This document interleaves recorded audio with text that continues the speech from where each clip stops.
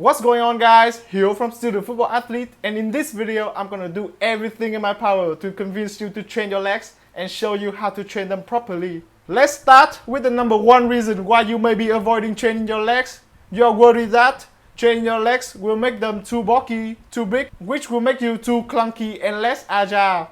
I can assure you this cannot be further from the truth. If your legs are already big, it may be because you are having a lot of fat on your legs, and fat is much less dense than muscle. What that basically means is that 1 kilogram of fat occupies much more space than 1 kilogram of muscles. So if you can find ways to build muscles and lose fat at the same time, you will actually be leaner while staying at the same weight. This is easier said than done, because although muscle growth and fat accumulation are two different mechanics, it is very plausible that the two happen simultaneously if you don't understand how they work. Muscle growth happens because of your body's need to accommodate for your physical activities, and is stimulated by a positive nitrogen balance. What is nitrogen balance, you may ask? Nitrogen balance reflects the equilibrium between protein intake and losses. You can positively affect this through your diet, eat more protein, reduce stress, and have more quality sleep. Basically, have a healthy lifestyle. Whereas fat is stored energy and only accumulate when you are consuming more calories than you burn. Knowing all this, your goal should be achieving a positive nitrogen balance while being in a caloric deficit state. But like I said before, it is easier said than done, but it is definitely possible. So right off the bat, if you want to have leaner legs, your best bet is to train your legs frequently. Training your legs have more benefit though, and it is very obvious to a football player. First, training your legs will make your legs stronger, and your ability to generate more power will affect your speed, your shot power, your strength. But another important benefit that many people are not considering about having stronger legs is disability. You may not realize how much you use your legs. You walk, you stand, you run. These movements put stress on your legs, and if your legs aren't strong enough to support these move patterns, it will ask for help from other muscle groups, and those muscle groups are not as equipped as the legs to do the things like standing, walking, or running.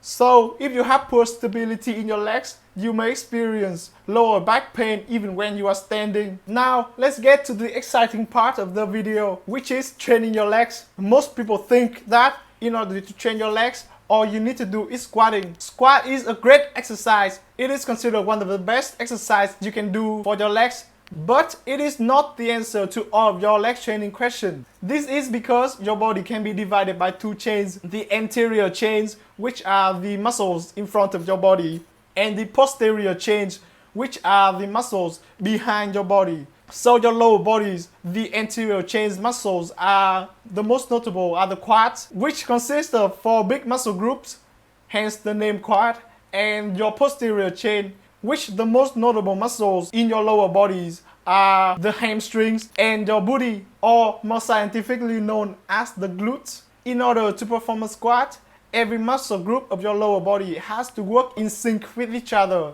but it is definitely a more anterior dominance movement. So if the only form of leg training that you do is squatting, you will suffer from imbalances, and imbalances lead to instability. And as we've discussed before, instability is a bad thing. What I'm saying is not stop doing squat, because in my opinion, squat is one of the most important move pattern, and it is one of the most beneficial exercises you can do. But what I am saying is find exercises that will train your legs more well-roundedly. These are my exercises recommendation. The first exercise that I would recommend is obviously a squat.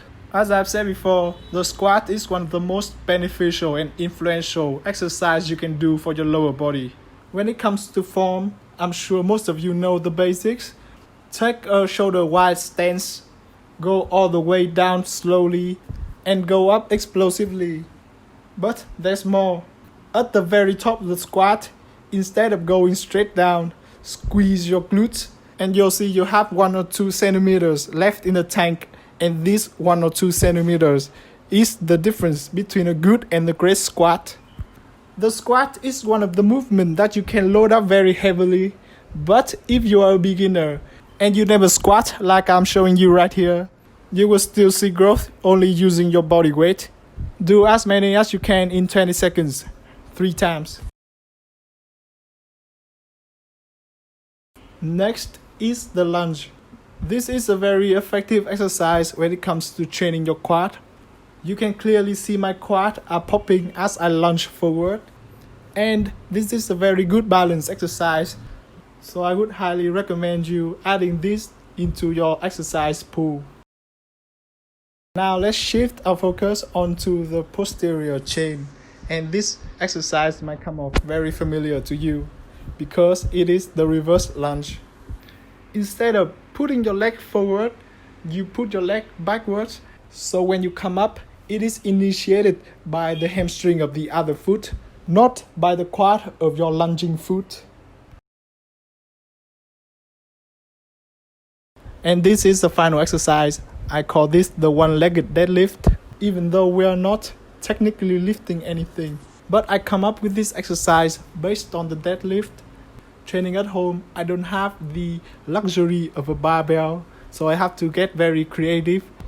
What I do is putting one leg up and the other leg, I do the exact same move patterns as a normal deadlift, which is to lower my body and then initiate the ascensions by straightening my hamstring and then squeeze my glutes at the very top.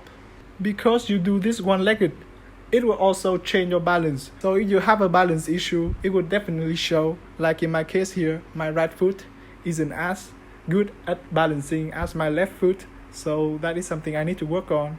If you find this to be too challenging, put your other leg onto a sturdy surface like a chair or your bed and you will be fine. Okay guys, that's everything. If you found this video to be helpful, make sure to leave it a like, comment down below what you want me to cover next. Subscribe if you want more video that will help you improve as a well-rounded football athlete. And I will talk to you in the next time. See ya.